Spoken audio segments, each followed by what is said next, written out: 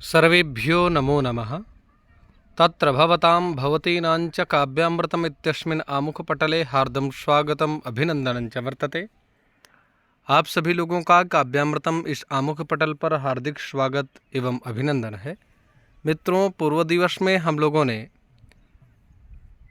गरुड़ पुराण से संबंधित द्वितीय अध्याय की पारायण श्रृंखला में हम लोगों ने जाना था कि यमपुरी जाने से पूर्व 16 पुरियों में जाना पड़ता है और 10 दिवसात्मक पिंडदान से हमारे यातना शरीर का निर्माण होता है। यातना शरीर के निर्माण के उपरांत 10 दिन के जो पिंडदान होते हैं उससे मनुष्य को भोजन की व्यवस्था होती है और नाना प्रकार के नगरों से जाता हुआ वह बैतरणी के पास जाता है। यदि व्यक्ति गोदान किया हुआ होता है तो गोदान करने के कारण उसको बैतरणी में नाव की व्यवस्था समुपलब्ध होती है। यदि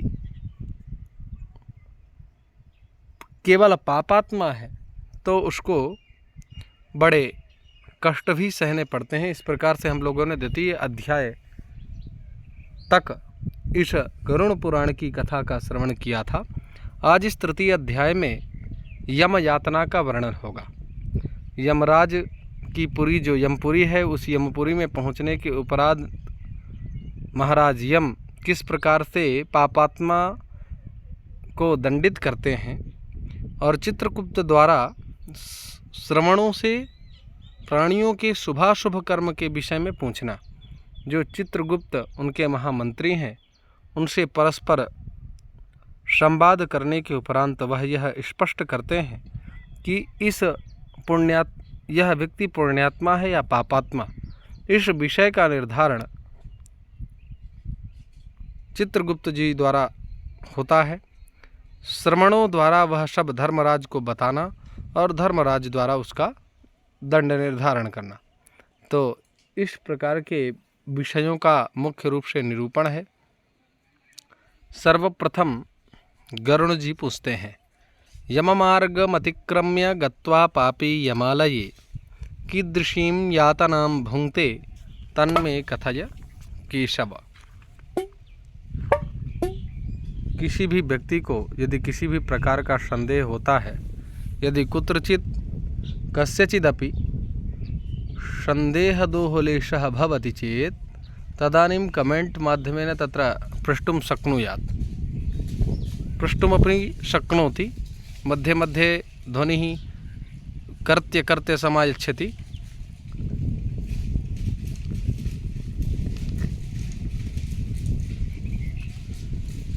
गरुणः सम्प्रति प्रोवाच कथयति, यममार्गमतिक्रम्य गत्वा पापी यमालये कीदृशीं यातना भुङ्क्ते तन्मे कथय केशव। अर्थात गरुड़ जी ने कहा, हे केशव, यममार्ग की यात्रा पूरी करके यम के भवन में जाकर पापी किस प्रकार की यातना को भोगता है वह मुझे बतलाइए। श्री भगवान उवाच। श्री हरि कहते हैं, आद्यन्तं च प्रवक्ष्यामि शृणुस्व विनतात्मज कथ्यमानेऽपि नरके त्वं भविष्यसि कंपितः। 40 योजनानि चतुर्युक्तानि काश्यप बहुभीतिपुरादग्रे धर्मराजपुरं महत्। श्री भगवान बोले, हे विनता के पुत्र गरुड़, मैं नरक यातना को आदि से अंत तक कहूँगा, सुनो। मेरे द्वारा नरक का वर्णन किए जाने पर उसे सुनने मात्र से ही तुम कांप उठोगे। हे कश्यप नंदन, बहुभीतिपुर के आगे 44 योजन में फैला हुआ धर्मराज का विशालपुर है। हाहाकार समायुक्तं दृष्ट्वा क्रंदति पातकी तत्क्रंदनं समाकर्ण्य यमस्य पुरचारिणः गत्वा च तत्र ते सर्वे प्रतिहारं वदन्ति धर्मध्वजः प्रतिहारस्तत्र तिष्ठति सर्वदा। स गत्वा चित्रगुप्ताय ब्रूते तस्य शुभाशुभं ततस्तं चित्रगुप्तोऽपि धर्मराजं निवेदयेत। हाहाकार से परिपूर्ण उस पुर को देखकर पापी प्राणी क्रंदन करने लगता है। उसके क्रंदन को सुनकर यमपुर में विचरण करने वाले यम के गण प्रतिहार अर्थात द्वारपाल के पास जाकर उस पापी के विषय में बताते हैं। धर्मराज के द्वार पर सर्वदा धर्मध्वज नामक प्रतिहार स्थित रहता है। वह द्वारपाल जाकर चित्रगुप्त से उस प्राणी के शुभ और अशुभ कर्म को बताता है। उसके बाद चित्रगुप्त भी उसके विषय में धर्मराज से निवेदन करते हैं। नास्तिका ये नरास्तार्क्ष्य महापापरता सदा तांश्च सर्वान् यथा योग्यं सम्यक् जानाति धर्मराट तथापि चित्रगुप्ताय तेषां पापं च प्रक्षति। चित्रगुप्तोऽपि सर्वज्ञः श्रवणान् परिपृच्छति। श्रवणा ब्रह्मणः पुत्राः स्वर्भूपातालचारिणः दूरश्रवणविज्ञाना दूरदर्शनचक्षुषः। हे तार्क्ष्य, जो नास्तिक और महापापी प्राणी हैं उन सभी के विषय में धर्मराज यथार्थ रूप से भली भांति जानते हैं, तो भी वे चित्रगुप्त से उन प्राणियों के पाप के विषय में पूछते हैं। और सर्वज्ञ चित्रगुप्त भी श्रवणों से पूछते हैं। श्रवण ब्रह्मा के पुत्र हैं। वे स्वर्ग, पृथ्वी और पाताल में विचरण करने वाले तथा दूर से ही सुन एवं जान लेने वाले हैं। उनके नेत्र सुदूर के दृश्यों को भी देख लेने वाले हैं। तेषां पत्न्यस्तथा भूताः श्रवण्यः पृथगाह्वयाः स्त्रीणां विचेष्टितं सर्वं तां विजानन्ति तत्त्वतः। नरैः प्रच्छन्नं प्रत्यक्षं यत् प्रोक्तं च कृतं च यत् सर्वमावेदयन्त्येव चित्रगुप्ताय ते च ताः। चारास्ते धर्मराजस्य मनुष्याणां शुभाशुभं मनोवाक्कायजं कर्म सर्वं जानन्ति तत्त्वतः। श्रवणी नाम की उनकी पृथक पृथक पत्नियां भी उसी प्रकार के रूप वाली हैं, अर्थात श्रवणों के समान ही स्वरूप धारण किए हुए हैं। वे स्त्रियों की सभी प्रकार की विचेष्टाओं को तत्वतः जानती हैं। मनुष्य छिपकर अथवा प्रत्यक्ष रूप से जो कुछ करता है और कहता है वह सब श्रवण एवं श्रवणियाँ चित्रगुप्त से बताते हैं। वे श्रवण और श्रवणियाँ धर्मराज के गुप्तचर हैं, जो मनुष्य के मानसिक, वाचिक और कायिक सभी प्रकार के शुभ और अशुभ कर्मों को ठीक ठीक जानते हैं।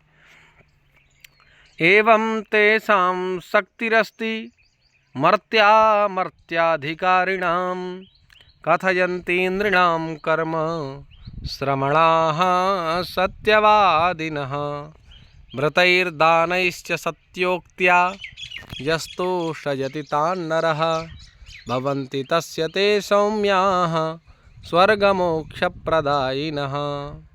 पापिनां पापकर्माणि ज्ञात्वा ते सत्यवादिनः धर्मराज पुरः प्रोक्ता जायन्ते दुःखदायिनः। मनुष्य और देवताओं के अधिकारी वे श्रवण और श्रवणियाँ सत्यवादी हैं। उनके पास ऐसी शक्ति है जिसके बल पर वे मनुष्य कृत कर्मों को बतलाते हैं। व्रत, दान और सत्य वचन से जो मनुष्य उन्हें प्रसन्न करता है उसके प्रति वे सौम्य तथा स्वर्ग और मोक्ष प्रदान करने वाले हो जाते हैं। वे सत्यवादी श्रवण पापियों के पाप कर्मों को जानकर धर्मराज के सम्मुख यथावत कह देने के कारण पापियों के लिए दुखदायी हो जाते हैं।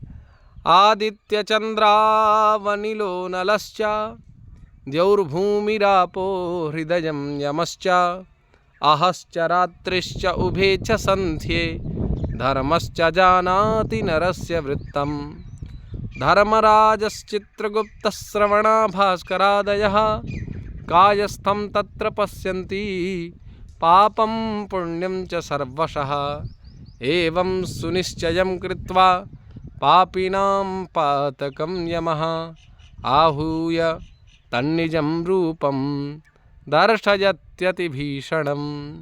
सूर्य, चंद्रमा, वायु, अग्नि, आकाश, भूमि, जल, हृदय, यम, दिन रात दोनों संध्याएं और धर्म, ये मनुष्य के वृत्तांत को जानते हैं।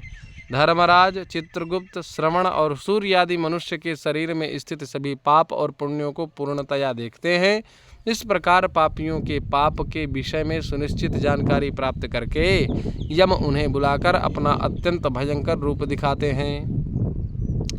पापिष्ठास्ते प्रपश्यन्ति यमरूपं भयंकरं दंडहस्तं महाकायं महिषोपरि संस्थितं प्रलयाम्बुदनिर्घोष कज्जलाचलसन्निभं विद्युत्प्रभायुधैर्भीमं द्वात्रिंशद्भुजसंयुतं योजनत्रयविस्तारं वापीतुल्यविलोचनं दंष्ट्राकरालवदनं रक्ताक्षं दीर्घनासिकं। वे पापी यम के ऐसे भयंकर रूप को देखते हैं जो हाथ में दंड लिए हुए, बहुत बड़ी काया वाले, भैंसे के ऊपर संस्थित, प्रलयकालीन मेघ के समान आवाज वाले, अर्थात जिनकी कंठ की ध्वनि मेघ के समान है और काजल के समान, पर्वत के समान जिनका आकार है, बिजली की समान प्रभा वाले, आयुधों के कारण भयंकर, 32 भुजाओं वाले, 3 योजन के लंबे चौड़े विस्तार वाले, बावली के समान गोल नेत्र वाले, बड़ी बड़ी दाढ़ों के कारण भयंकर मुख वाले, लाल लाल आँखों वाले और लंबी नासिका वाले हैं। मृत्युज्वरादिभिर्युक्तश्चित्रगुप्तोऽपि भीषणः सर्वे दूताश्च गर्जन्ति यमतुल्यास्तदन्तिके तं दृष्ट्वा भयभीतस्तु हाहेति वदते खलः अदत्तदानः पापात्मा कंपते क्रन्दते पुनः ततो वदति तान् सर्वान् क्रन्दमानाश्च पापिनः शोचन्तः स्वानि कर्माणि चित्रगुप्तो यमाज्ञया। मृत्यु और ज्वर आदि से संयुक्त होने के कारण चित्रगुप्त भी भयावह है। यम के समान भयानक सभी दूत उनके समीप पापियों को डराने के लिए गरजते रहते हैं। उन चित्रगुप्त को देखकर भयभीत होकर पापी हाहाकार करने लगता है। दान न करने वाला वह पापात्मा कांपता है और बार बार विलाप करता है। तब चित्रगुप्त यम की आज्ञा से क्रंदन करते हुए और अपने पाप कर्मों के विषय में सोचते हुए उन सभी प्राणियों से कहते हैं, भो भो पापा दुराचारा अहंकार प्रदूषिता किमर्थम अर्जितं पापम युष्माभिरविवेकिभिः कामक्रोधाद्युत्पन्नं संगमेन च पापिनां तत्पापं दुःखदं मूढाः किमर्थं चरितं जनाः कृतवन्तः पुरा यूयं पापान्यत्यन्तहर्षिताः तथैव यातना भोग्याः किमिदानीं पराङ्मुखाः। अरे पापियों, दुराचारियों, अहंकार से दूषितों, तुम अविवेकियों ने क्यों पाप कमाया है? काम से, क्रोध से, पापियों की संगति से जो पाप तुमने किया है वह दुख देने वाला है। फिर हे मूर्खजनों, तुमने वह पाप कर्म क्यों किया? पूर्व जन्म में तुम लोगों ने जिस प्रकार अत्यंत हर्षपूर्वक पाप कर्मों को किया है उसी प्रकार यातना भी भोगनी चाहिए। इस समय यातना भोगने से क्यों परांगमुख हो रहे हो, अर्थात क्यों डर रहे हो? कृतानि यानि पापानि युष्माभिः शुभहुन्यपि तानि पापानि दुःखस्य कारणं न वयं जनाः मूर्खेऽपि पंडिते वापि दरिद्रे वा श्रियान्विते सबले निर्बले वापि समवर्ती यमस्मृतः।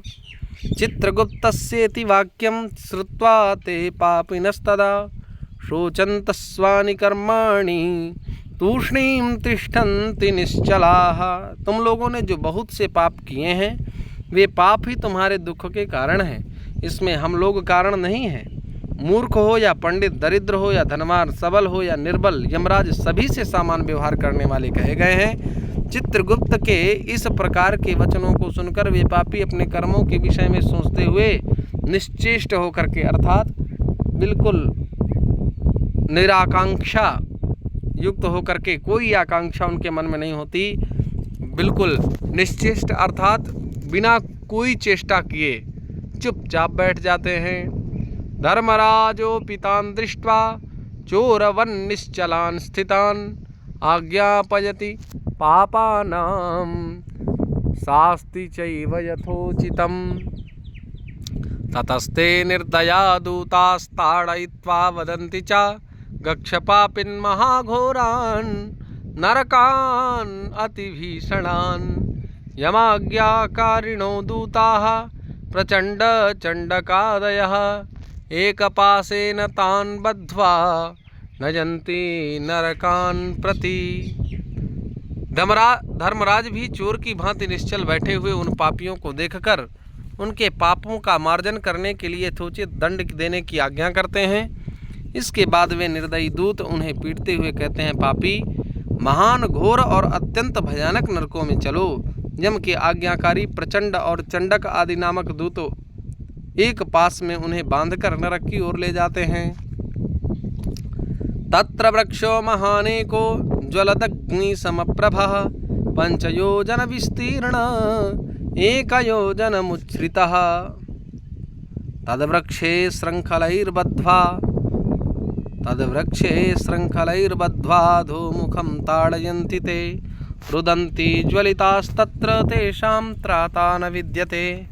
तस्मिन्नेव शाल्मलीवृक्षे लम्बन्तेनेकपापिनः क्षुत्पिपाशा परिश्रान्ता यमदूतैश्च ताडिताः। क्षमध्वं भो पराधं मे कृताञ्जलिपुटा इति विज्ञापयन्ति तान् दूतान् पापिष्ठास्ते निराश्रयाः। वहाँ जलती हुई अग्नि के समान प्रभा वाला एक विशाल वृक्ष है जो 5 योजन में फैला हुआ है तथा 1 योजन ऊंचा है। उस वृक्ष में नीचे मुख करके उसे शाकलों से बांधकर वे दूत पीटते हैं। वहाँ जलते हुए वे रोते हैं पर वहाँ उनका कोई रक्षक नहीं होता। उसी शाल्मली वृक्ष में भूख और प्यास से पीड़ित तथा यमदूतों द्वारा पीटे जाते हुए अनेक पापी लटकते रहते हैं। वे आश्रय विहीन पापी अंजलि बांधकर, हे यमदूतों मेरे अपराध को क्षमा कर दो, ऐसा उन दूतों से निवेदन करते हैं। पुनः पुनश्चते दूतैर्हन्यन्ते लौहयष्टिभिः मुद्गरैस्तोमरैः कुन्तैर्गदाभिर्मुसलैर्भृशं ताडनाच्चैव निश्चेष्टा मूर्छिताश्च भवन्ति ते। तथा निश्चेष्टितान् दृष्ट्वा किङ्करास्ते वदन्ति भो भो पापा दुराचार्याः किमर्थं दुष्टचेष्टितं सुलभानि न दत्तानि जलान्यन्यान्यपि क्वचित्। बार बार लोहे की लाठियों, मुद्गरों, भालों, बर्छियों, गदाओं और मुसलों से उन दूतों के द्वारा वे अत्यधिक मारे जाते हैं। मारने से जब वह चेष्टा रहित और मूर्छित हो जाते हैं तब उन निश्चेष्ट पापियों को देखकर यम के दूत कहते हैं, अरे दुराचारियों, पापियों, तुम लोगों ने दुराचरण क्यों किया? सुलभ होने वाले भी जल और अन्न का दान कभी क्यों नहीं किया? देखिए यहाँ पर भो भो पापाह अर्थात हम लोग जो पापा शब्द का प्रयोग करते हैं अपने पिताजी के लिए, ये पाप शब्द का बहुवचनांत है अर्थात पापों का आवाहन करते हैं, इसलिए पापा शब्द न कह करके पिताजी कहना चाहिए। ग्रासार्धमपि नो दत्तम नस्वाय सयोर्वलिम ग्रासर्धमपि नो दत्तं न स्ववायसयोर्बलिं नमस्कृता नातिथयो न कृतं पितृतर्पणम्। यमस्य चित्रगुप्तस्य न कृतं ध्यानमुत्तमं न जप्तश्च तयोर्मन्त्रो न भवेद्येन यातना। नापि किञ्चित् कृतं तीर्थं पूजिता नैव देवताः गृहाश्रमस्थितेनापि हंतकारोपि नोद्धृतः। तुम लोगों ने आधा ग्रास भी कभी किसी को नहीं दिया और ना ही कुत्ते और कौवे के लिए बलि ही दी। अतिथियों को नमस्कार नहीं किया और पितरों को तर्पण नहीं किया। यमराज तथा चित्रगुप्त का उत्तम ध्यान भी नहीं किया और उनके मंत्रों का जप नहीं किया, जिससे तुम्हें यह यातना नहीं होती। अगर ये सारे कृत्य अगर आपने किए होते तो निश्चित रूप से ये दंड तुमको नहीं मिलता। कभी कोई तीर्थ यात्रा नहीं की, देवताओं की पूजा भी नहीं की, गृहस्थाश्रम में रहते हुए भी तुमने हंतकार नहीं निकाला। हंतकार क्या है, इसको टीकाकार नीचे लिखते हैं। भोजन के पूर्व चौके में बलि वैश्वदेव तथा पंचबलि की विधि है। पंचबलि में गाय, कुत्ते, कौवे, कीट मकोड़े तथा अतिथि देव इन पांचों के निमित्त भोजन का कुछ अंश निकालने का विधान है। इसे हंतकार कहते हैं। जहाँ बलि वैश्वदेव संभव नहीं होता वहाँ माताएं अग्नि में अन्न की आहुति देकर गौ आदि के लिए कुछ भोजन सामग्री निकाल देती हैं। शुश्रूषिताश्च नो सन्तो भुङ्क्ष्व पापफलं स्वयं यतस्त्वं धर्महीनोऽसि ततः सन्ताड्यसे भृशं क्षमापराधं कुरुते भगवान् हरिरीश्वरः वयं तु शापराधानां दण्डदाहि तदाज्ञया। एवमुक्त्वा च ते दूताः निर्दयं ताडयन्ति तान् ज्वलदङ्गारसदृशाः पतितास्ताडनादधः। संतों की सेवा नहीं की, इसलिए अब स्वयं किए गए पाप फल को भोगो। चूँकि तुम धर्महीन हो इसलिए तुम्हें बहुत अधिक पीटा जा रहा है। भगवान हरि ही ईश्वर हैं, वे ही अपराधों को क्षमा करने में समर्थ हैं। हम तो उनकी आज्ञा से अपराधियों को दंड देने वाले हैं। ऐसा कहकर वे दूत निर्दयतापूर्वक उन्हें पीटते हैं और उनसे पीटे जाने के कारण वे जलते हुए अंगार के समान नीचे गिर जाते हैं। पतनात् तस्य पत्रैश्च गात्रच्छेदो भवेत् ततः तान् अधः पतितान् स्मानो भक्षयन्ति रुदन्ति ते रुदन्तस्ते ततो दूतैर्मुखमापूर्य रेणुभिः निबध्य विविधैः पाशैर्हन्यन्ते केऽपि मुद्गरैः पापिनः केऽपि भिद्यन्ते क्रकचैः काष्ठवद्विधा छित्त्वा चान्ये धरापृष्ठे कुठारैः खण्डसकृताः। गिरने से उस शाल्मली वृक्ष के पत्तों से उनका शरीर कट जाता है। नीचे गिरे हुए उन प्राणियों को कुत्ते खाते हैं और वे रोते हैं। रोते हुए उन पापियों के मुख में यमदूत धूल भर देते हैं तथा कुछ पापियों को विविध पाशों से बांधकर मुद्गरों से पीटते हैं। कुछ पापी आरे से काष्ठ की भांति 2 टुकड़ों में किए जाते हैं और कुछ भूमि पर गिराकर कुल्हाड़ी से खंड खंड किए जाते हैं। अर्धम खात्वा वटे केचिद् विद्यन्ते मूर्ध्नि सायकैः अपरे यंत्र मध्यस्थाः पीड्यन्ते चेक्षुदण्डवत् केचित् प्रज्वलमानैस्तु सांगारैः परितो भृशम् उल्मुखैर्वेष्टयित्वा च ध्मायन्ते लौहपिण्डवत् केचित् घृतमये पाके तैलपाके तथा परे कटाहे क्षिप्तवट्वत् प्रक्षिप्यन्ते यतस्ततः। कुछ को गड्ढे में आधा गाड़कर सिर में बाणों से भेदन किया जाता है। कुछ दूसरे पेरने वाले यंत्र में डालकर इक्षुदंड गन्ने की भांति पेरे जाते हैं। कुछ को चारों ओर से जलते हुए अंगारों से युक्त उल्मुख अर्थात जलती हुई लकड़ी से ढक करके लौहपिंड की भांति धधकाया जाता है। कुछ को घी के खौलते हुए कड़ाहे में, कुछ को तेल के कड़ाहे में तले जाते हुए बड़े की भांति इधर उधर चलाया जाता है। केचिन्मत्तगजेन्द्राणां क्षिप्यन्ते पुरतः पथि बद्ध्वा हस्तौ च पादौ च क्रियन्ते केऽप्यधोमुखाः क्षिप्यन्ते केऽपि कूपेषु पात्यन्ते केऽपि पर्वतात् निमग्नाः क्रमिकुण्डेषु तुद्यन्ते क्रमिभिः परे वज्रतुण्डैर्महाकाकैर्गृद्धैरामिषगृध्नुभिः निष्कृष्यन्ते शिरोदेशे नेत्रे वास्ये च चंचुभिः। किन्हीं को मतवाले गजेंद्रों के सन्मुख रास्ते में फेंक दिया जाता है, किन्हीं को हाथ और पैर बांधकर अधोमुख लटकाया जाता है, किन्हीं को कुएं में फेंका जाता है, किन्हीं को पर्वतों से गिराया जाता है, कुछ दूसरे कीड़ों से युक्त कुंडों में डुबाए जाते हैं जहां वे कीड़ों के द्वारा व्यथित होते हैं। कुछ पापी वज्र के सामान चोंच वाले बड़े बड़े कौओं, गीधों और मांसभोजी पक्षियों द्वारा शिरोदेश में, नेत्र में और मुख में चोंचों से आघात करके नोचे जाते हैं।